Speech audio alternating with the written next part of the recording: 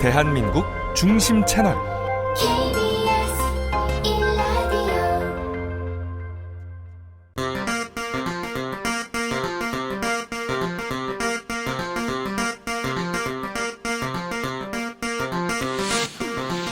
주진우 라이브 스페셜.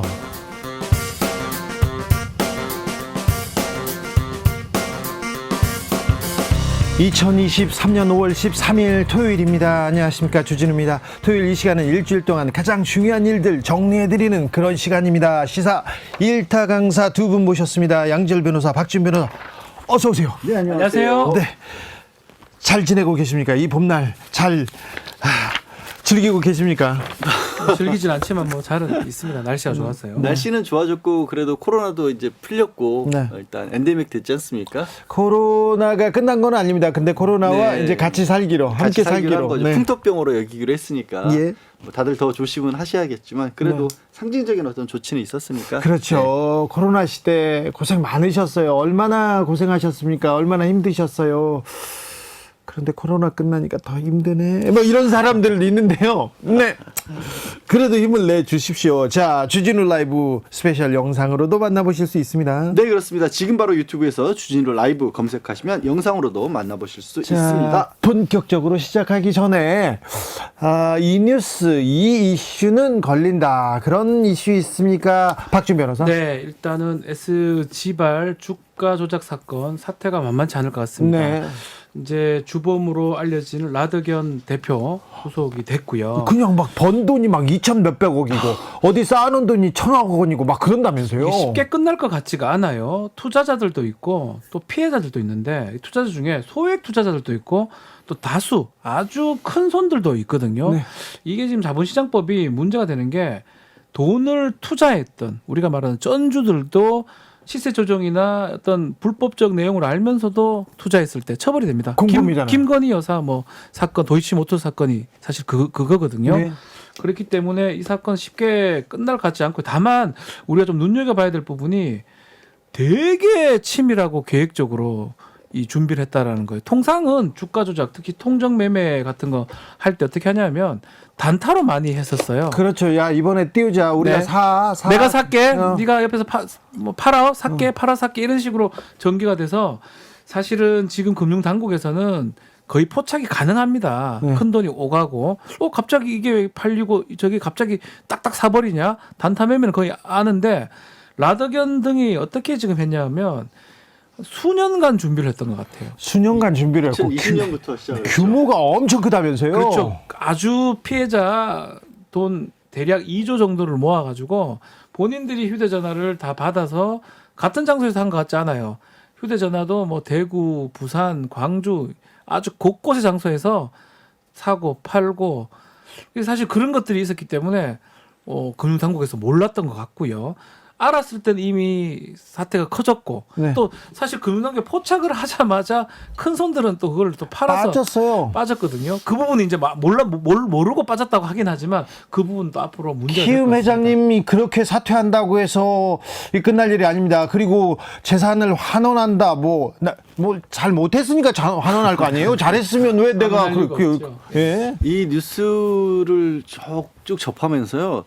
야, 뭐랄까 상대적 박탈감을 느끼시는 분들이 많죠. 많겠다라는 많죠. 생각이 들었어요. 그리고 그러니까 이 사건, 이런 사건에서 대다수는 피해자가 되잖아요. 대다수 피해자가 되는 분들은 그야말로 개미라고 불리는 정말 그 작은 상대적으로 푼돈을 가지고 뛰어드는 분들인 거고요.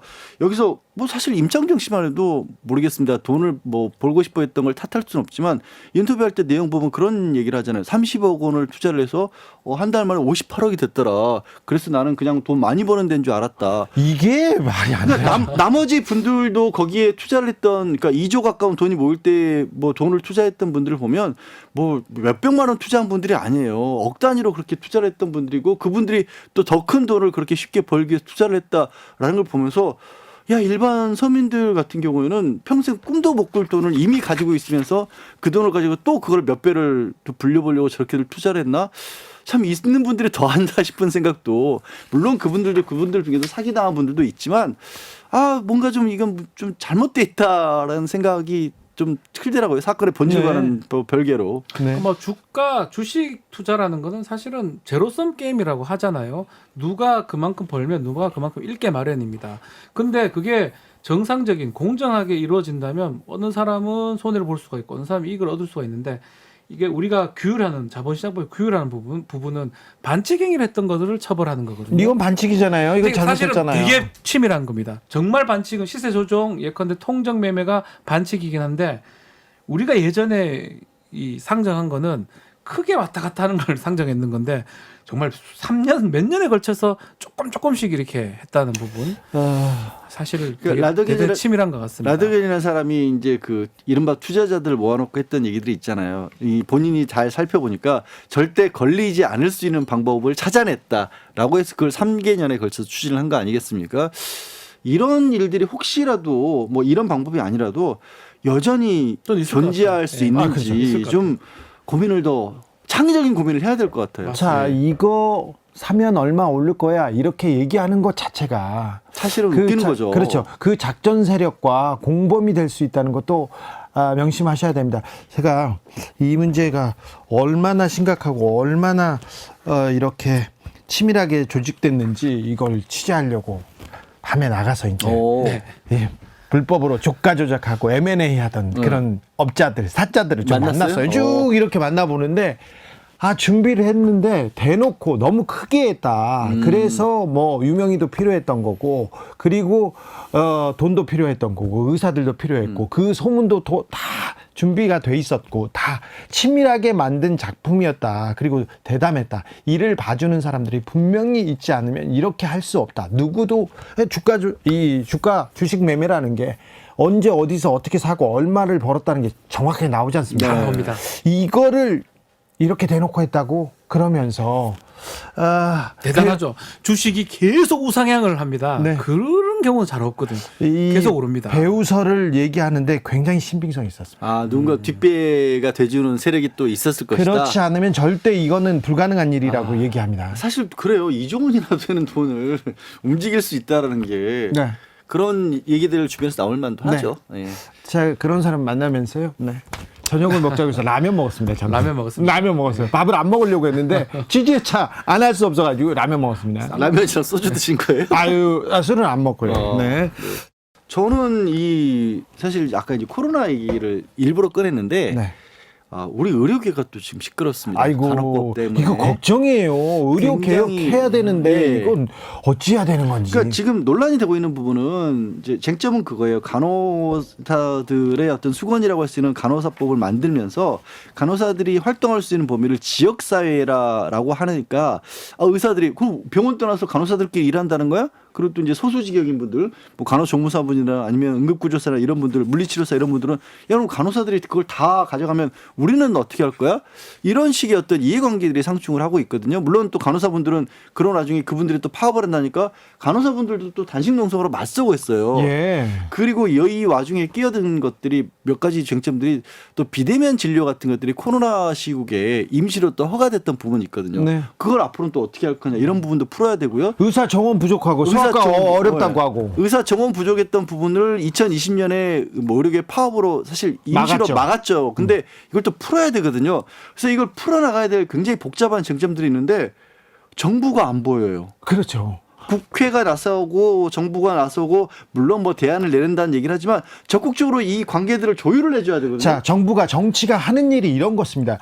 그 어떤 이익 집단, 어떤 직업 간에 이런 갈등이 있을 때 이렇게 대안을 제시하고 정책을 만들어줘야 되는데 정부가 빠지고 정치인은 빠지고 의사와 간호사가 싸우고 간호조무사와 간호사가 이게 뭡니까? 그러면 당장 다른 것과도 달라서 뭐 오늘이라도 어떤 병원 갈 일이 생기신 분들의 입장에서 생각해 보세요. 만약에 병원을 가는데 의사 선생님이랑 간호사 선생님들이 싸우고 계시면 우리는 어떡합니까? 그리고 지방에서 응급 환자가 지금 뺑뺑이를 돈다. 사망한 이 일이 뉴스가 있었잖아요. 지금 계속 들리지 않습니까? 어쩔 겁니까? 지금 이제 정부는 사실은 조금 뒤로 가 있어요. 지금 아마 대통령 제2요구권, 그러니까 거부권 행사만 보고 있는 것 같아요.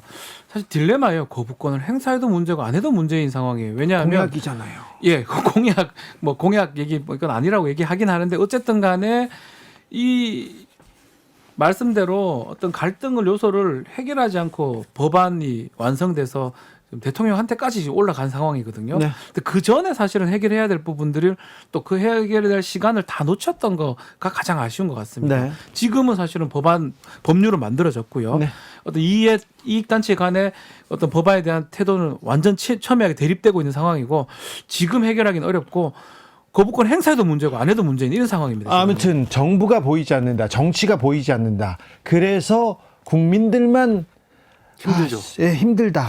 손해보고 있다. 이 장면, 이 간호법, 이 관련해서도 좀 자명하게 드러납니다. 정부는 정치는 어디 있는지 좀 곱씹어 봐야 될 대목입니다. 저는 4년여 만에 구제역이 충북 청주에서 발생해서 비상이라는 얘기를 좀 이 뉴스를 전하고 싶어요. 가슴이 너무 아파요. 저는 농부의 아들인데 아버지가 소를 조금 잠시 키웠어요. 제가 그래서 대학교 때 영국으로 세미나 가야 됩니다.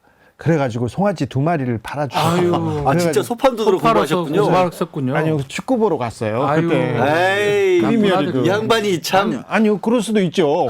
축구장에서 세미나하고 고민하고 거기서 생각하면서 아버지 쓰는 김에 좀 더 쓰세요. 그런 식으로 좀 살았어요. 네. 잘못했습니다만 제 잘못뿐만이 아니고 아버지가 저를 낳으셨지. 제가 아버지 뭔 소리야 이게? 아니요, 제 잘못이었어요.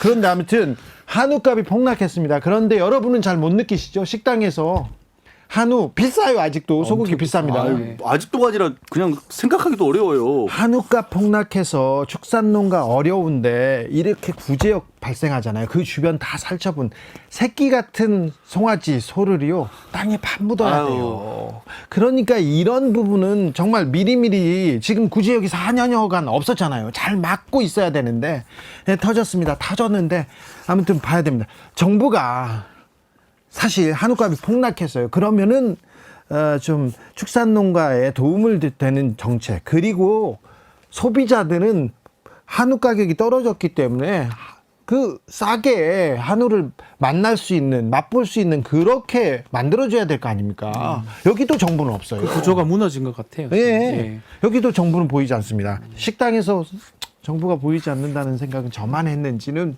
잘 모르겠어요. 소 안 먹어도요. 그냥 밥값 자체가 다 올랐어요. 요새 느껴요. 그래서 밥 먹기가 힘들어요. 네, 가서 다 식당에서 얼굴 붉히고 오는 경우 많대요. 저 어제 마트를 갔거든요. 편의점 아니고 마트, 대형 마트를 갔는데 대형 마트에도 그 집에서 조리해서 먹을 수 있는 도시락 있잖아요. 네.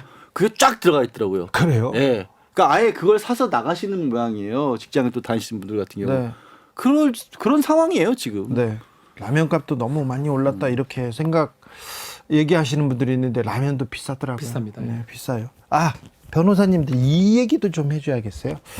제사는 장남이 아니라 나이순이다. 15년 전에는 소수 의견이었는데 전원합의체에서 이제 제사 지낼 때 장남이 아니라 나이순, 성별, 적서 관계없이 연장자 우선이다 이렇게 얘기했습니다.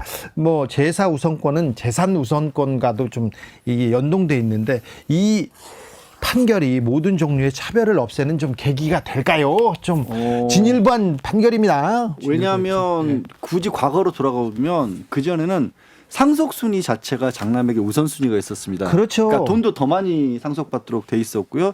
돈도 더 많이 상속받는 거와 연동돼서 제사 주재권이 있었다라는 거고요. 그렇죠. 그래서 이제 남녀 차별 이런 부분에서는 좀 많이 줄어들었는데 제도적으로는 지금은 이제 제사를 주재한다 그래서 법적으로 그분이 더 많이 가져가는 건 아니지만 네. 상징성이 있었던 거죠. 어찌됐든 예전에는 뭐 하다못해 속된 말로 해서 만약에 이제 부모님이 돌아가시면 집안 전체 가장이 아들이 됐었거든요. 그렇죠. 이제 그것도 없어졌거든요. 네네. 저도 생각지도 못했던 건데 이 제사를 누가 지내야 하느냐 이 부분조차도 상징적인 부분이지만 이제 명확하게 헌재에서 정리를 해준 거죠. 그리고 집안에서요. 그렇죠. 제사 관련해서 다툼이 많습니다. 네, 그래서 맞아요. 제사는 어떻게 하나 어떤 돈으로 거기에 또 이게 많이 이 사실 지난번 대법원 판례 중에 이제 눈여겨봤던 부분이 종중의 여자 종중 네. 가능하다는 판결 그게 나온 지 꽤 오래됐어요. 네. 그리고 제사 주제가 아마 나올 거라고 생각을 했었는데 이번에 나옴으로써 아마 관행적으로 했던 어떤 남녀 차별적인 부분은 이제 민법에서나 앞으로 좀 바뀌는 계기가 되지 않을까 싶어서 그렇습니다. 되게 중요한 저는 판례라고 생각됩니다. 성차별, 성역할, 남성 상속 우선 여기에서 벗어나서 이제 우리가 좀 평등으로 가는 좀 한 걸음 내디뎠다 이런 생각합니다. 다른 뉴스도 많았어요. 일본이 군사 대국화를 꿈꾼다. 타임지 표지도 기억에 남고요. 일제 강제동원 피해자 양형수 할머니가 별세한 장면도 저는 이번 주에 가장 가슴이 아픈 대목이기도 했습니다. 주진우 라이브 스페셜 본격적으로 시작해 보겠습니다. 윤석열 정부 1년 어떻게 평가하십니까? 먼저 허은아. 윤석열 정부를 평가합니까? 네. 여기 좀 이따 허은아의 1년은 어떻는지 내가 물어볼 거예요. 네. 뭐 아슬아슬한 1년이었다라는 생각이 좀 듭니다. 네. 원래 기대치가 좀 높았잖아요. 우리 윤석열 대통령이 통큰 리더십을 발휘해서 네. 안고 또 안고 플러스 기대치가 그렇게 높진 않았어요. 그러니까 왠지 뭔가 플러스 정치를 할 것 같다라는 생각과 그래서 청년들의 기대치가 상당히 높았었을 것 같아요. 네. 근데 그게 이제 인재풀이 기대만큼 좀 크지 못했었던 부분, 그런 부분에 대한 실망이 좀 크지 않았나라는 생각이 들고요. 다만 그 정책적인 어떤 전환하려고 했던 그 방향성에 대해서는 우선 성과라고 생각을 하고 네. 앞으로 그 방향성에 맞춰서 제대로 일하고 그리고 국민과 소통을 좀 잘 했으면 좋겠습니다. 김한규. 저는 법률 국가가 됐다라는 느낌입니다. 저도 법조인이지만 네. 모든 사안을 형사법 위반인지 여부를 기준으로 판단하시는 것 같고 네. 또 형사법을 잘 아는 검찰 출신 국회의원들이 검찰 출신들이 여러 곳에 가 있고 그리고 자유시장 경제를 계속 외치는데 자유시장 경제도 실제로는 제대로 되지 않고 오히려 시장에 막 개입하시고 민간회사 그 경영하고 인사에도 개입하시면서 야 이거는 정말 관치금융이 아니냐 과거로 돌아가는 하여튼 레트로 정권 같다라는 느낌이 듭니다. 정치는 수사하듯 됐다. 정치는 검사처럼 하고 수사는 정치인처럼 수사는 정치인처럼 했다. 수사는 정치하듯 했다. 이런 생각도 조금 해봅니다. 그런데요. 자, 허은아의 1년은 어땠습니까? 저는 세금 받는 거 잊지 않는 네. 그러한 1년 보냈고 네. 여당이 됐기 때문에 상당히 행복할 줄 알았습니다. 네. 저희가 시장 보궐선거 이겼죠. 네. 대선 이겼죠. 지선 이겼죠. 승리를 계속 해왔던 또 지도부였어가지고 와 행복한 앞으로의 2년이 되겠구나라고 생각했는데 네. 친윤과 비윤인가 아닌가 이 싸움만 좀 해서 네. 국민들한테도 죄송하고 저도 이게 뭐지라는 생각을 좀 많이 했는데 네. 내가 선서했던 거 잊지 말자라는 생각하면서 국민들 주신 세금 아깝지 않게 전 정책에 좀 집중했고요. 네. 앞으로도 정책에 좀 집중하고 처음에 제가 함께 일하는 국회법을 냈었거든요. 네. 그래서 그 함께 일하는 국회법에 맞춰 일 열심히 해서 좀 칭찬 좀 받았으면 좋겠다라는 생각입니다. 제가 와서는 사실 우리 당 이미지를 높이는 데 노력을 했습니다. 역할을 했죠. 네, 그래서 전 역할을 했다고 생각합니다. 네, 했죠. 그리고 잘했어요. 그 다음 목표가 국회 이미지를 높여서 네. 국회의원들 욕 좀 덜 먹자였는데 네. 아까 처음에 말씀하셨던 것처럼 여나 야나 지금 서로 못하기 경쟁하면서 네. 21대 국회가 최악이라는 소리를 들을 때 가슴이 찢어지듯이 아픈 그런 1년을 보내고 있습니다. 알겠습니다. 비윤들은 또 비윤의 주인공으로 살고 있는데 이건 또 어떻게 받아들여야 되는지 잘 모르겠습니다. 김한규의 1년은 어땠어요? 네. 생각보다 국회가 네. 바쁘더라고요. 바쁘죠. 네. 그러니까 살면서 이렇게 몸이 힘들 때가 있었나 싶을 정도로 나름 열심히 지내고 있고요. 그래요. 변호사일 때 그 또 일만이 시키는 보궐로 오셨죠. 네, 일만이 시키는 그 로펌에 있다 이렇게 얘기하고 그 다음에 청와대에서도 열심히 일했는데 국회에서 더 일이 많습니다. 그런 거죠. 그러니까 변호사를 할 때나 다른 일을 할 때는 자리에 앉아서 일하는 일이 많았고요. 네. 같은 건물 안에서. 이제 국회의원이 되니까 가야 될 때도 많고 네. 왜 이렇게 체육대회도 많고 노인잔치도 많고 인사도 해야죠. 그런 것도 많은 데다가 네. 의원들을 보면서 어떻게 정치인으로 살아가야 되냐는 고민들을 오히려 더 많이 하게 됐어요. 예. 그전에는 명확했던 것 같은데 와보니까 되게 다양한 의원들이 있고 여야에도 그래서 과연 내가 이 당에서 어떤 역할을 해야 되고 국회에서 어떤 역할을 해야 내가 의미 있는 존재인가 예. 이런 고민을 많이 하는데요. 국회 와서 보니까 허은하 의원님도 방송에서 자주 보고 좋은 네. 것 같습니다. 자, 여기 계신 세 분들의 삶은 어떻게 좀 변화가 있습니까? 가장 큰 변화는 이태원에 계신 분들이 있을 것 같은데요. 남인석 선생님. 예. 변화가 많죠. 네, 어때요? 어떻게 해요? 지금 멍 때리고 있는 중입니다. 지금도요? 예. 지금은 그래도 좀 사람들이 좀 지금은 그래도 외국인들이 많이 들어오기 때문에 네. 그래도 많이 사람들이 오고 합니다. 네. 예, 외국인들이 좀 부진하죠. 그렇습니까? 예. 1년 전과 지금 1년은 정말 큰 차이겠네요. 힘들죠. 힘들죠. 예. 네, 조금 나아지셔야 될 텐데. 배달하시는 분들도 더 어려워졌다는 얘기 많이 들립니다. 구교현 위원장님. 네, 지금 코로나 이제 끝나가지고 네. 그런 이유로 이제 전체적으로 주문량도 좀 떨어지고 예. 하는 부분들도 있는데 사실 코로나 때는 저희가 나름대로 필수 노동자라고 막 불리면서 우리가 코로나 슬기롭게 극복하는데 배달 노동자 여러분들 덕분입니다. 덕이 커요. 네, 그래서 이렇게 많이들 관심도 가져주시고 한때가 있었는데 진짜 한때로 지나갔고 지금 정부의 어떤 정책이나 네. 이런 것에 배달 노동자들 이야기는 찾아보기가 어려운 네. 이런 실정이죠. 그렇습니까? 노동 환경 안 좋아지고 있고요. 안 좋아지고 있습니까? 네. 두 분이 안 좋아졌네. 대학생 이다슬 씨는요? 네, 저는 일단 청년으로서 뭔가 생활하는 데 있어서 네. 제가 지금 자취를 하고 있는데 네. 지난 겨울에 가스 요금이 엄청 많이 올랐어요. 그렇겠네. 네, 맞다. 그리고 또 물가도 너무 전기세, 올라가지고 물가, 그리고, 네. 그래서 대학생으로서 조금 생활하는데 좀 재작년과 비교했을 때 금전적으로 어려움이 있지 않나 싶고 네. 그리고 저 학교를 다니면서 여러 동아리들을 하고 있는데 그 동아리를 하면서 좀 화내야 할 일들이 많아진 것 같아요. 그래요? 네, 청년으로서 노동자를 착취하는 노동 정책이라든지 네. 아니면은 일본 간의 외교 문제와 그리고 일본군 성노예제 문제 네. 이런 것들에 대해서 학교 안에서 청년으로서 목소리 낼 일들이 좀 많아진 것 같습니다. 그렇습니까? 네. 학교 매점에 학교 식당은 이렇게 학식이라고 하죠? 네. 얼마예요 지금은?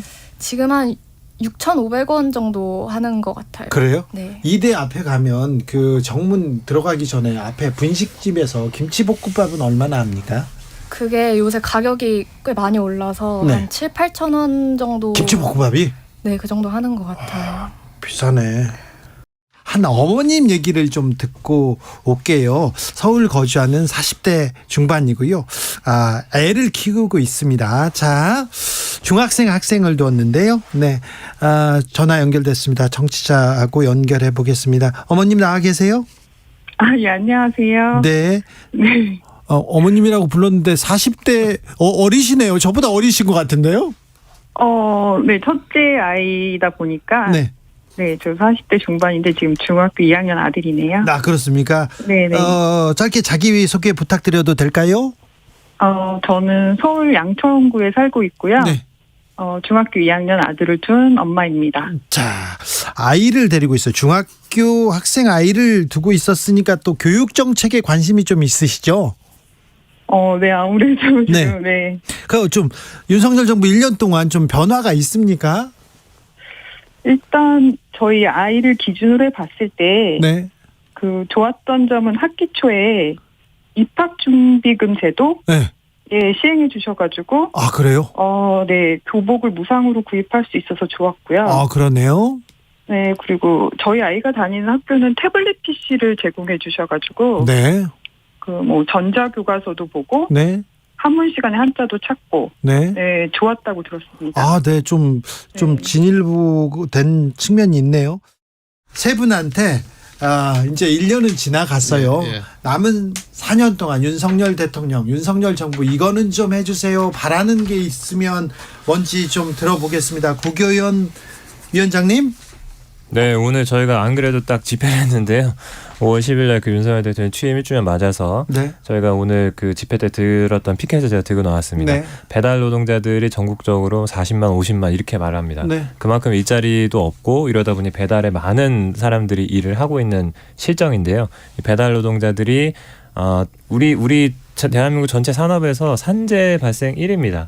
조선업, 건설업 다 제끼고 1등이 돼버렸습니다. 비 와도 눈 와도 배달 네. 가잖아요. 너무 안쓰러워요. 그렇죠. 네. 네. 비 올 때, 눈 올 때 저 오토바이 타다가 많이 넘어졌거든요. 그쵸? 진짜 위험하거든요. 조심해야 됩니다. 네. 안전교육 받고 해야 돼요. 그런 것도 하나도 없거든요. 그래서 배달 라이더들의 안전과 생존을 보장해야 된다. 저희가 오늘 뭐 정책 요구 구체적으로 많이 얘기했는데요. 가장 대표적으로는 라이더들이든 사업주들이든 어떤 여기 이제 앞서 말씀드린 대로 법적 기준이 없습니다. 네. 최소한 면허도 갖추고 교육도 받고 보험도 가입한 사람이 라이더 할 수 있게, 그리고 사업주도 법을 지키면서 하는 이런 사람들이 할 수 있게 그런 제도를 만들어 주는 것이 지금 필요하다. 윤석열 정부 출범 1년, 허나 국민의힘 의원, 김한규 민주당 원내대변인과 짚어봤고요. 그리고 주진우 라이브에서는 특별히 시민들의 목소리 들었습니다. 이태원에서 자영업을 하는 남인석 선생님, 그리고 배달 노동자 구교연, 그리고 대학생 이다슬 씨, 중학생 자녀를 둔 어머님까지 두루 시민들의 1년 이렇게 들어봤습니다. 변호사님들의 1년은 어떠셨습니까? 그래서 지난 1년을 얘기하기에는 워낙 많은 얘기들도 나왔고요. 그래서 이제 김한규 원내대변인이 뭐 법에 모든 것이 좌우되는 그런 국가가 됐다라고 얘기를 하셨는데, 정치는 검사식으로, 예. 또 검찰은 또 정치식으로 이렇게 얘기도 나와요. 네, 근데 김한규 원내대변인이 왜 그런 말씀하시는도 이해를 하지만 이 변호사시잖아요. 네. 근데 저는 법이라도 제대로 지켜줬으면이라는 생각이 좀 들어요. 네. 무슨 말씀이냐면, 법은 가장 중요한 부분이 일관성을 가지고 누구에게나 그 앞에서 평등하게 적용이 돼야, 법과 관련된 부분이 적용이 돼야 되는데, 대표적인 사례로 지난주에 있었던 게 김관진 전 국방부 장관 혁신위원으로 됐잖아요. 근데 대통령하고 이렇게 또 네. 김관진 장관은 지금 아직 안 끝났지만 유죄가 재판 받고 거의 있어요. 확실시 되는 부분이 있습니다. 아니 유죄 재판 받고 있어요. 왜냐하면 아직. 일부 파기환송이 됐지만 일부는 유죄가 인정이 됐고, 무죄 일부를 지금 일부는 무죄로 보인다고 해서 재판하고 있어서 사실상 일부는 유죄로 보이는데 인 셈인데, 하지만 대통령실에서는 아직 유죄 확정 안 됐으니까 임명할 수 있다라고 해서 혁신위원으로 임명을 했습니다. 지명을 했어요. 근데 한상혁 방통위원장은요, 이분은 재판에 넘겨졌으니까, 기소가 됐으니까 면직을 시켜야겠다라고 한 거예요. 이게 뭔가. 그러면 이게 왜 안 맞잖아요, 뭔가. 제가 주기자 1분에서도 지적했는데요. 문재인 정부 출범하고 한 1년 지나서 1년쯤 됐을 때예요. 1년 차였어요. 그때 윤석열 검사가 서울중앙지검장이었습니다. 그때 김관진 전 국방부 장관을 수사했어요. 네. 그러면서 북한이 가장 두려워하는 군인은 김관진이다, 이런 얘기를 보수 일각에서 했지 않습니까? 보수 신문에서 막 얘기했는데, 그것도 좀 웃기다면서 얘기하면, 야, 군인이 나라를 안 지키고 댓글 공작하고 있는데 북한이 왜 두려워하냐, 이 얘기를요 윤석열 대통령이 했어요. 그렇습니까? 윤석열 검사가 얘기했는데, 오늘자 신문에서도 그렇고요, 어제자 신문에도 그렇고요, 개딱하니 북한이 제일 두려워하는 군인 김관진, 이 얘기를요 이렇게 얘기하니까 앞뒤가 다르잖아요. 너무 좀 다르잖아요. 아니, 군의 정치 개입은 쿠데타다, 발본색원하겠다, 뿌리 뽑겠다고 수사한 사람이 윤석열 검사고요. 잘했어요. 열심히 했어요. 잘했어. 박수 그때는 쳤어. 근데 지금 와서 이제 정치인 대통령 되니까 이게 달라지면 어쩌라는 겁니까, 이거는. 달라지더라도 법과 원칙은 지키면서 달라졌으면 좋겠어요. 그렇죠. 뭐 예를 들어서 그것도 마찬가지 같아요. 김태호 차장 같은 경우도 실제로 뭐 대법원에 이 사건이 이제 유죄가 된 됐죠. 뭐 선고유예든 간에 유죄가 된 건데 그 기용을 한 다음에 또 사면을 또 해주기도 하고요. 저요 손 한번 들을게요. 군의 정치 개입, 이거는 쿠데타다. 그게 문제지 않았습니까? 네. 절대 막아야지 않습니까? 근데 군의 정치 개입을 국방부가 군인들이 댓글 달기 전에 청와대하고 이렇게 이명박 청와대하고 상의했을 거 아닙니까? 그때 상의한 사람이 김태호예요. 네. 김태호 차장이었어요. 이걸 어떻게 받아들여야 됩니까? 납득하기 어려운 부분이 한데 1년쯤 얘기를 좀 하다 보니까 글쎄요, 뭐 너무나 많은 일들이 좀 있어서 좀 문제가 좀 되고 있는데, 저는 외교적 부분이 가장 눈에 띄기는 하거든요. 뭐 최근에 또 있는 일이라서 그래서 그런지, 또 평가를 보면 잘하는 거에서도 외교가 나오고 있고요. 못하는 거에서도 외교가 나오고 있는 것 같습니다. 자, 그런데 자화자찬할 때 외교 안보 이제 본 궤도에 올랐다면서 네. 1년 동안 비정상을 정상화했다고 얘기하는데 국민들 여론을 쫙 이렇게 들어보지 않습니까? 그래서 디테일하게 쳐다보잖아요. 뭘 잘못했냐? 외교 외교가 안보가 제일 안 된다라고 보는 사람도 많고요. 네. 또 외교를 제일 잘했다고 또 보는 사람도 많고 그 부분이 그만큼 1년을 돌이켜보면 다른 거는 뭐 사실 기억나는 게 뭐 날리면 뭐 이런 것밖에 기억이 안 나고 이 외교 부분은 그래도 뭔가가 했을 것이다라고 아마 많은 국민들이 느끼고 있는 거 아닌가 생각이 듭니다. 네. 근데 그거를 했다라는 게 이제 잘했냐 못했냐는 그 평가는 극명하게 갈리고 있는. 금액이 달라지고 있죠. 근데 정치가 실종되면서요. 민생은 누가 챙기나 얘기합니다. 경제 지표 계속 나쁘고요.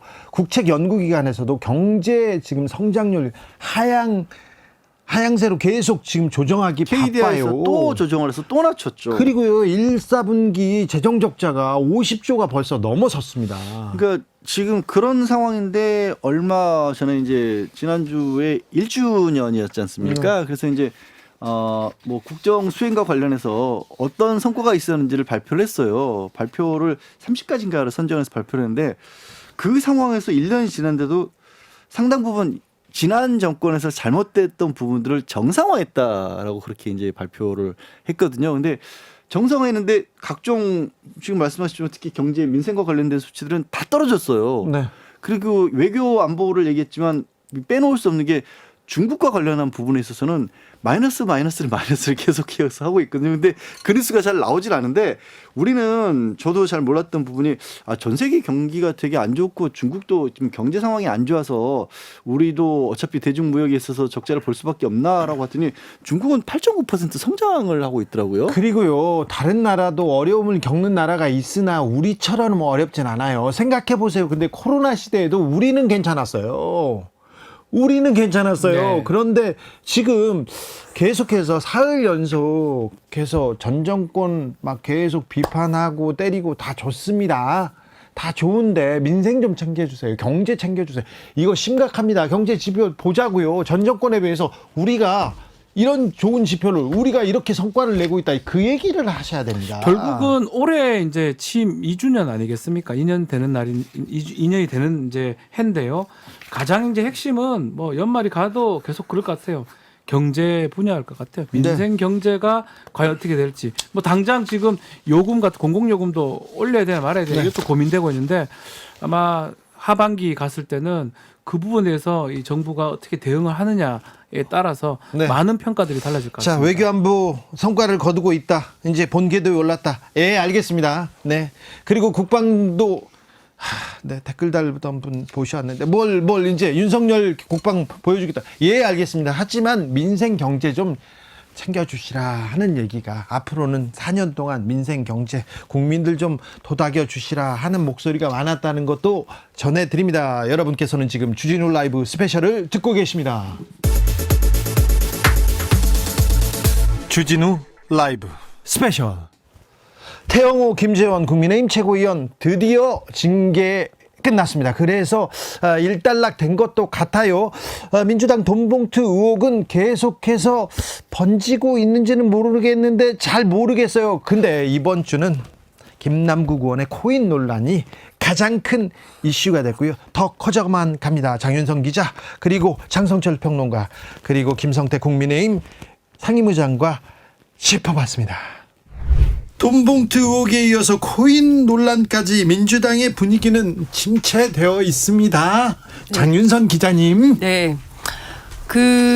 뭐 다양한 의견들이 있는데요. 어제 취재했을 때하고 오늘 취재했을 때하고 온도 차이가 조금 있는 것 같아요. 그래요? 그러니까 어제는 그게 뭐 불법이 아니라는데 뭐 그렇게 큰 문제예요. 투자할 수도 있는 거지. 그리고 그게 뭐 이렇게 꼭 해야 되는 것도 아니라던데 뭐 이런 식의 얘기였는데 오늘은 분위기가 많이 달라졌습니다. 그러니까 당내에서 상당한 위기감이 있는 게 사실이고요. 오늘 아침 뭐 라디오에서 그리고 뭐 당 최고위원 뭐 연거포 얘기하는 것처럼 분위기는 심상치 않고 다른 것 떠나서 이게 사실은 도덕성 논란이 큰 거 아니겠습니까? 커요. 그 문제에 대해서 사실은 우리가 얼마 전에 뭐 얘기했지만 엄마 2만 원만 붙여줘라고 하고 스스로 세상을 떠난 뭡니까 저기 주택 문제로 네, 곤란을 전세 사기 겪었던 피해자가 전세 사기 있었습니다. 피해자가 있었어요. 근데 그런 상황에서 뭐 이렇게 1년에 뭐 3억씩 투자해서 벌고 뭐 총액이 최대 60억까지 되고 하니까 이거 엄청난 일인데 중요한 것은 김남국 의원의 그 해명의 일관성이 없다라는 비판이 나오고 있습니다. 말이 계속 바뀌고요. 그래요? 그렇죠. 처음에는 전세 얘기가 없었거든요. 근데 어제 오늘 사이 오늘 아침 라디오에서 나와서 뭐 전세 6억 2억 토탈 뭐 8억 이런 얘기가 나오고 있고 그렇기 때문에 어떤 얘기가 나오냐면 도대체 얼마를 가지고 돈이 어디서 나서 언제 사서 어떻게 팔았는지 그리고 얼마에 팔았는지 어느 시점에 팔았는지 이거 구체적으로 공개를 안 하고 있는 거 아니냐. 현금화는 얼마나 했고 그래서 얼마나 이득을 봤다는 건지 구체적으로 좀 얘기를 해야 되는 거 아니냐라는 얘기가 얘기해야 되겠어요. 예, 그게 구체적인 사안이 좀 안 나오고 있다. 그게 좀 문제다. 그리고 무엇보다 당내에서는 경우에 따라서 국민들 보시기에 거짓말 해명 논란을 낳을 수 있다. 김남국 의원의 뭐 이런 비판도 지금 나오고 있고요. 그래서 내부에서는 지금 제일 중요한 거는 팩트다. 팩트가 뭔지 정확하게 밝히고 당에서도 조사해야 되고 그리고 조만간 그 의총이 열리는데 의총 자리에서 이 문제에 대해서 세게 얘기가 나올 것 같다고 말합니다. 장성철 소장님 어떻게 보셨습니까? 김남국 의원은 공직자로서 의원으로서 자격이 없다라고 말씀드릴 수밖에 없어요. 법률적인 문제를 떠나서 기본적으로 도덕적으로 정치적으로 양심적으로 과연 적절한 행동을 했느냐라는 법률적으로는 한 채 오점이 없다 이렇게 얘기합니다. 근데 지금 뭐 검찰에서 이렇게. 수사를 진행하고 있으니까 네. 그 부분만큼은 곧 밝혀질 것이다라고 볼 수밖에 없는데 양심이 없는 거 아니냐라는 좀 생각이 들어요. 대한민국 국민, 대한민국 자유시장 경제 체제 하에서 뭐 코인 투자할 수 있죠. 주식 투자도 할 수 있고. 네. 국회의원이라고 뭐 못할 이유는 없죠. 그냥 하면 어떻게 해요. 그냥 하는 거지. 근데 그러면 안 돼요. 그러지 말라고 재산신고 제도가 있는 것이고 백지신탁 제도가 있는 거예요. 재산신고 제도가 있습니다. 엄격하게 규제를 받고 있는데 그런데 가상화폐는 재산신고 규정이 없어서 못했다 이렇게 얘기합니다. 아니 없는데 제가 계속 양심을 얘기하잖아요. 국회의원들 처음 당선이 되고 나서 국회 등원하면은 국민 앞에 선서합니다. 네. 국민을 위해서 정치하겠어요. 양심에 따라 의정활동하겠어요. 그런 선서를 해요. 근데 그에 맞는 과연 행동을 했느냐라고 말씀을 드리고 돈을 위해서 일단 의정활동을 한 것이 아니냐라는 비판으로부터 자유로울 수가 밖에 없다라는 생각이 들고 돈 벌고 싶은 생각이야 뭐 인지상정이죠. 모든 사람 돈 벌고 싶어 하잖아요. 네. 그러면은 근데 그런 사람은 공직자면 안 돼요. 돈 벌면 돼요. 딴 데 가서 그냥 공직자들 중에 돈 버는 사람 많지 않습니까? 그게 잘못됐어요. 이준석 전 대표도 했는데 왜 민주당만 그래요? 민주당에서는 그렇게 목소리를 높입니다. 이준석 대표가 만약에 저렇게 돈을 벌었고 해명을 했고 또한 국회의원의 신분으로서 그랬다 그러면 또 당연히 뭐 비판받고 도덕적으로 정치적으로 문제 삼을 수 있겠죠. 근데 하지만 김남국 의원한테 말씀드리고 싶은 거는 본인의 지금까지 해명이 상당히 좀 앞뒤가 맞지 않는 부분이 많이 있다. 그래서 거짓말 논란을 불러일으킬 수밖에 없다라고 말씀을 드리고 내 얼굴에 좀 상처가 있고 더러운 거 묻었잖아요. 그러면 거울을 보고 자기 얼굴을 보고 내 얼굴에 좀 이런 거 있네? 털어내고 없애야지.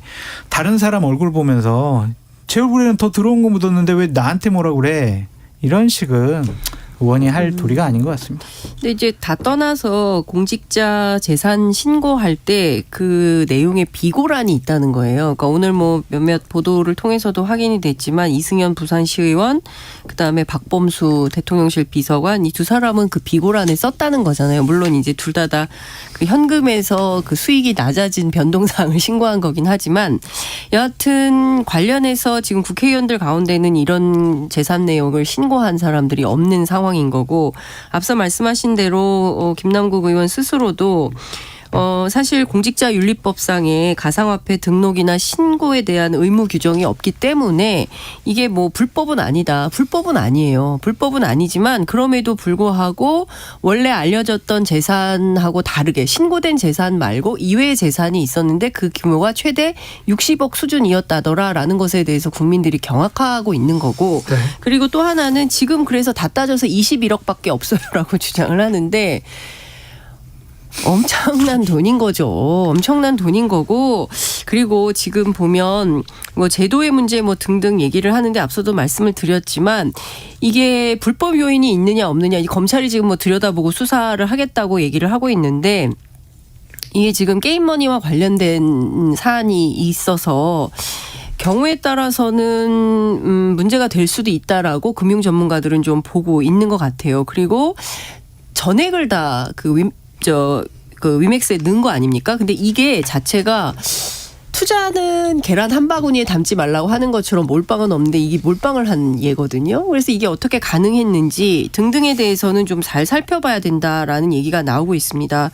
그래서 사실은 경우에 따라서는 이게 민주당 안에 큰 폭탄이 될 수도 있겠다라는 생각이 좀 들어요. 모든 정치적 관심이 지금은 민주당의 한 의원한테 쏠려 있습니다. 이 가상자산. 네. 아직까지 범죄라고까지는 아직은 법적으로는 아직 가려지지 않았어요. 하기는 좀 그렇죠. 네. 그렇지만은 사실상 이 부분은 2030을 비롯한 MZ 세대들에게 상당히 치명적인 부분이에요. 아니 그런데 2030 민주당의 이제 동본투 사건보다도 네. 이거는 엄청난 파괴력이 있는 부분입니다. 아니 김남국 의원 내가 내 돈으로 내가 투자한 거다. 법적으로 문제가 없다. 이렇게 그 인식을 가졌기 때문에 문제예요. 왜 그런가 하면은 2030이나 이 MZ 세대들이 네. 부동산 집값은 오를 대로 올라서 네. 집값 마련하려면 아예 그냥 엄두를 못 내죠. 네. 그래서 결혼도 못 하는 것이고 또 본인의 어떤 삶을 충전하는 뭐 그렇다고 경제활동을 통해서 소득이 증대되는 그런 사회적 여건도 아니에요. 그렇죠. 저축해가지고 집 살 수 없어요. 상당히 절망적인 네. 상황에서 지난 2020년 이 흔히 말하는 코인 강풍이 불 때 네. 다들 정말 그냥 몰빵 그냥 연끌을 했어요. 예. 그나마 뭐 부동산 이쪽에 연끌을 한 사람은 그래도 뭐 집값이 좀 떨어지긴 했지만은 예. 그 토대라도 있는 건데 이 지금 가상 자산 이 코인에 해가지고 망친 사람들은 90% 이상입니다. 물론 주변에 예. 일확천금을 또 확보한 사람들도 있어요. 네. 선망의 대상이 되고 있죠. 그거는 정말 로또 맞는 시기예요. 예. 이번에 정말 이 게임 제작사인 그 위메이드가 자체 발행한 코인 이믹스를 통해서 네. 이 이믹스가 왜 거래가 중지됐습니까? 예? 7천만 개에 달하는 그 코인을 예? 그냥 불법적으로 막 남용 발행한 거 아니에요. 그로 인해서 수천억 피해가 입은 겁니다. 예? 선의의 코인 예. 이 이믹스의 피해자. 네. 그런데 그런 상황을 딴 사람도 아니고 국회의원은 한마디로 공적 영역에 있는 사람이에요. 네. 선출직 공무원이란 말입니다. 네. 선출직 공직자가 자신의 재산 정식을 위해서 예. 이런 한마디로 이 코인이 뭡니까? 가상자산이라는 게 이게 뭐 주식처럼 상하한선이 있는 것도 아니고 네. 또 뭐 거래 시간이 제한되는 것도 아니고 24시간 이게 돌아가는 거예요. 네. 이 24시간 모니터링 하지 않으면은 이거는 천당과 지옥을 오가는 거예요. 상하한선도 없고 하니까. 하루아침에 쪽박 타는 거예요. 몇 시간 만에. 그런 가상화폐를 갖다가 딴 사람도 아닌 국회의원이 그걸 하고 있어가지고 이 사람은 자기 주장대로 선의의 투자로 치자. 네네.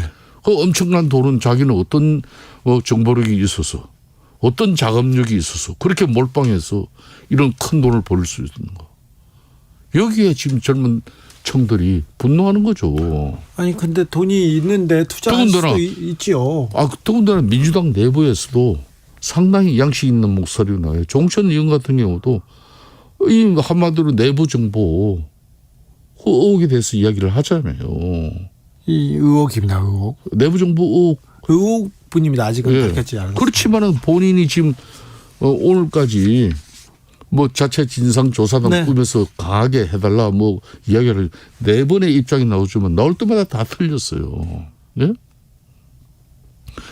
나올 때마다 입장이 다 달란 이걸 가지고 그러면 뭐 상당히 뭐 국민들이나 이걸 취재하는 기자들 간단해요. 그 지갑이라는 게 계좌 아닙니까? 예.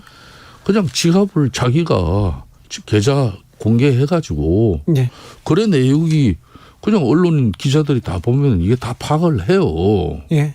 정상적으로 거래하고 이게 아닌 말로 이 메이드가 네. 이걸 진짜 뭐 특정 정치인에게 아닌 말로 뇌물을 준 건지 쌍값에 준 건지 안 그러면 무상으로 준 건지 아직은 밝혀지지 않았습니다. 예, 어떤 제가 그런 내용을 이게 쉽게 밝혀질 수 있는 걸 가지고 뭘 이렇게 어렵게 뭐 4번씩이나 그냥 해명을 하는 게 할 때마다 다 내용이 다른 거예요. 아니 주가 조작 의혹을 받는 사람들도 그 주식 통장 계좌를 다 공개하지는 않습니다. 그 대신 네. 예? 그건 일반인 이야기 아닙니까? 네. 김남국 의원은 선출직 공직자예요. 예. 예? 네. 연간 국회의원의 연봉이 얼마입니까? 네. 코인 논란 어떻게 보십니까? 글쎄 이제 참 투자를 하고 돈을 번다라고 하는 것 자체를 탓할 수는 없는데 근데 이제 국민들이 봤었을 때 국회의원이라는 위치에 있는 사람이 얼마만큼 할 수 있을까? 이건 좀 정서적인 문제잖아요. 그렇죠. 지금 정서법에 네. 딱 걸렸어요. 법적으로 이걸 뭐 옳다 그르다 이런 걸 떠나서 법적으로 여러 논란이 있고 여러 이슈가 있지만 아직은 법적으로 뭐가 문제다 네. 모르겠는데 국민들은 일단 왜냐하면 또 거기에 더해서 김남국 의원이 가졌던 어떤 이미지라는 게 있잖아요. 네. 청년 정치인으로서 이미지.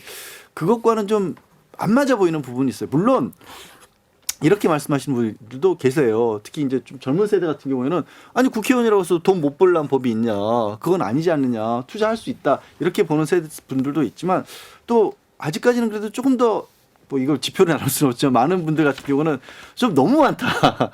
이렇게 가시는 쪽이 더 많아 보여요. 가상자산은 특별히 투기성이 너무 크기 때문에 네. 여기에 이렇게 뭐 올인한다. 거액을 어디에 언제 어떤 돈으로 어디에 투자했느냐 그거에 대해서는 계속 밝혀라 하는 국민 여론은 커져만 가고 있습니다. 당장 이게 불법성이 있냐 이 부분은 뭐 확인되지 않고 있고 조사단이 이제 만들어졌기 때문에 좀 지켜봐야 되지만 사실 좀 고약한 부분이 있었던 것 같아요. 그 금액이 맞는지 몰라도 60억대 또 80억 이렇게 프레임이 됐던 측면이 있었던 것 같아요. 근데 또 한편으로는 본인이 뭐 정말 많이 벌었다고 느꼈을 때 그 정도 금액인데 지금은 또 지갑이 몇 개 더 있다고 또 이렇게 보도도 되고 있거든요. 그렇죠. 그런 부분들 때문에 김남국 의원이 지금 해명을 하면 또 직후에 다시 언론이나 다른 얘기들이 나오게 되고 그래서 그 부분이 아마 김남국 의원 입장에서 조금 아플 것 같고 특히 가장 지금 눈에 띄는 부분은 이제 가장 마지막에 나왔던 보도들입니다.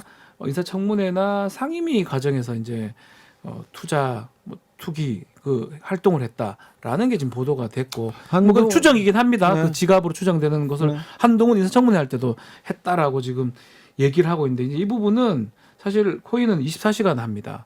주식처럼 이렇게 뭐 시간을 정해놓고 하지 않기 때문에 뭐 어떻게든 한편으로 이해를 하지만 국민정서법 지금 얘기를 했는데 국민들 또 2030 젊은이들 암만 그래도 그렇지 저태할 수 있냐 이런 비판을 지금 하고 있는 상황이고 김남국 의원이 이 부분에 대해서 어떻게 뭐 해명하기는 쉽진 않아 보입니다. 또 이제 관련 법들에 대해서 김남국 의원이 되게 적극적으로 활동을 한 것으로 보여요.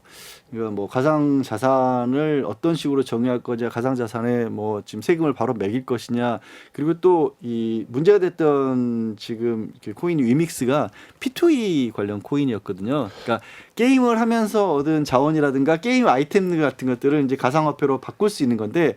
이거는 저는 사실 좀 안타까운 부분이 하나 있어요. 뭐냐면 이 P2E를 전체 IT 산업에서 과연 우리나라도 개방을 해서 발전시킬지 아니면 그걸 반대할지 논의는 있는데 좀 적극적으로 그 부분과 관련한 논의가 이루어져야 되는데 이게 김남국 의원이 그쪽으로 만약에 투자를 한 것으로 되면서 그냥 정치적으로 반대하는 쪽에서 김남국 의원이 한 거라는 이유로 다 반대하는 그런 상황이 돼버렸거든요. 이해충돌이 돼버리는 거예요. 이렇게 되니까. 그러니까 본인이 그거를 적극적으로 뭐 우리의 나라 IT 산업을 위해서 하는 저는 그 방향은 맞았다라고 보고 그렇게 이해를 하지만 그럴 거였으면 이렇게까지 투자를 많이 하면 안 되는 거죠, 사실. 그 의도가 그 순수성이 예, 예. 의심받을 수밖에 없는 그런 상황이 구조가 그렇다는 구조가 그래 거죠. 보이니까요.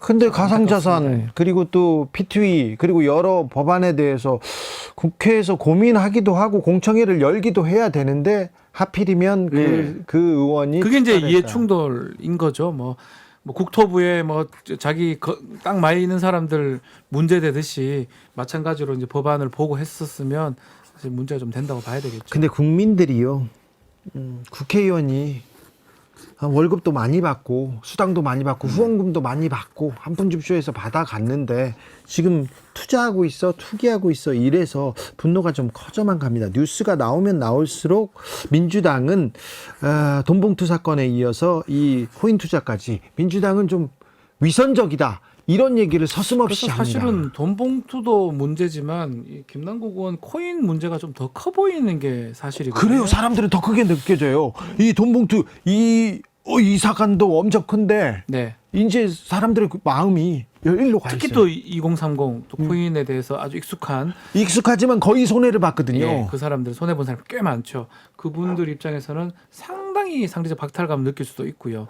그렇기 때문에 아마 민주당에서 아마 조치를 좀 더 빨리 취하고 더 강하게 하려고 하는 것 같습니다. 어떻게 될 것 같습니까? 뭐 물론 진상조사단을 꾸리면 저는 여기서 이제 법적으로 문제가 될 소지는 많지 않다고 봐요. 왜냐하면 그렇습니다. 아직 법적으로 문제가 되는 부분은 나오진 않았어요. 가상자산 자체에 관해서 법이 안 만들어져 있는 상황이에요. 네. 그때는 더 그랬기 때문에 그래서 법적으로 위법이다, 뭐 법적으로 이걸 해서 안 될 거 했다 이런 게 나오진 않을 텐데. 재산 신고를 안 해도 됩니다. 예. 맞아요. 왜냐하면 가상자산 자체가 뭐 조금만 관심 있는 분은 아시겠지만 워낙 하루에도 막 들쑥날쑥 하니까 그걸 언제 기준으로 삼아서 이 과연 재산세를 부과를 할 것인지 재산으로 볼지 이런 논란이 있을 수밖에 없는데 다 좋은데 근데 정치적인 논란 그리고 어떤 국민 감정적인 논란 이 부분을 어떻게 민주당에서 해명을 할 거냐.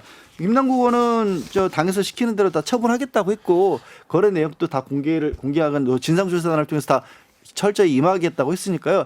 정말 본인이 어떤 부분을 국민들이 봤었을 때는 야 이건 아니다 싶어 하시는지를 빨리 받아들여서 그 부분을 좀 수긍시킬 수 있을 만한 그런 어떤 반응이 나왔으면 좋겠어요. 민주당은 가장 어려운 숙제를 지금 풀어야 되는 입장입니다. 이거 간단치 않습니다. 지금 민주당에 대한 마음, 윤석열 정부 1년, 윤석열 정부 뭐 했냐, 너 민생 안 챙기고 뭐 했냐 이렇게 얘기하는데 국민의힘 니네들은 뭐 하고 있냐, 맨날 설화만 일으키고 이 얘기하는데 민주당 대안 세력이 되지 못했는데 여기에 도덕성 논란까지 겹쳤습니다. 그래서 민주당이 어떻게 쇄신하고 이 코인 논란에서 돈봉투 논란에서 어떻게 빠져나오는지 민주당의 정치적 운명이 걸렸다고 생각하고 명확하게 잘 풀어야 됩니다. 똑바로 정신 차리셔야 됩니다. 민주당도 좀 잘하셔야 됩니다. 언제까지 윤석열만, 언제까지 김건희만 외치고 있겠습니까? 자, 다음 주 신문 일면 볼까요? 자, 일면은 좀 죄송하지만 김남국 의원이 계속 나올 것 같습니다. 더 커질 것 같아요. 예, 지금 그냥 끝날 기미가 안 보여요. 이번 주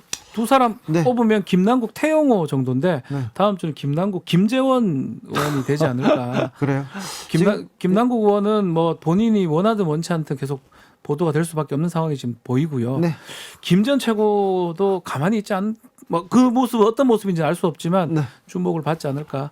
아마 한 주 동안 사실 똑같은 뉴스였거든요. 다음 주도 비슷한 뉴스고 반복될 가능성이 있을 것 같습니다. 그 김남국 의원의 비중이 더 커질 것 같습니다. 양지열 변호사는요? 아니 지금 얘기를 그렇게 다 정하셨잖아요. 김남국 의원 비중이 더 커질 것 같고 특별하게 예정돼 있는 일이 없는데 그래도 뭐 굳이 따진다면 후쿠시마 오염수와 관련된 부분에서는 얘기가 조금 더 나올 수 있지 않을까 싶어요. 오염수를 처리수로 이거 일본의 소권 사업인데 이 얘기를 서슴없이 정부 관계자가 그리고 국민의힘에서 합니다. 처리수로 바꾸자. 아니요. 방사능 오염 물질은 처리가 불가능해서 지금 기술적으로 불가능합니다. 지구상에 지금 이 처리할 수 있는 기술이 없는데 처리할 수 없는 오염 물질을 처리했다고 지금 이거는 좀 아니잖아요. 이게 딱 쉽게 그냥 이런 거잖아요. 그러니까 커피가 진해서 물을 많이 타면 그 커피가 어디 갑니까? 다 마시면 똑같은 커피가 내 몸에 들어가는 거거든요. 그게 바다에 풀겠다는 게 이걸 뭐 어떻게 순화시키는 게 아니라 그냥 지금 물로는 감당이 안 되니까 너무 진하니까 물 더 부어서 좀 약하게 만들겠다는 건데 그렇다고 방사능이 없어지는 게 아니에요. 어떤 물질, 삼중수소는 지구상 현존하는 어떤 기술로도 없앨 수는 없어요. 희석할 수도 없고요. 처리가 안 돼요, 그냥. 에휴, 네, 여기까지 그거와 할까요? 관련된 얘기가 나올 것 같습니다. 네, 알겠습니다. 고생하셨어요. 봄날은 좀 즐기세요. 여러분도 마찬가지입니다. 주진우 라이브 스페셜 여기서 인사드립니다. 양지열 변호사, 박준 변호사 감사합니다. 네, 고맙습니다. 저는 다음 주 월요일 오후 5시 5분에 돌아오겠습니다. 지금까지 주진우였습니다.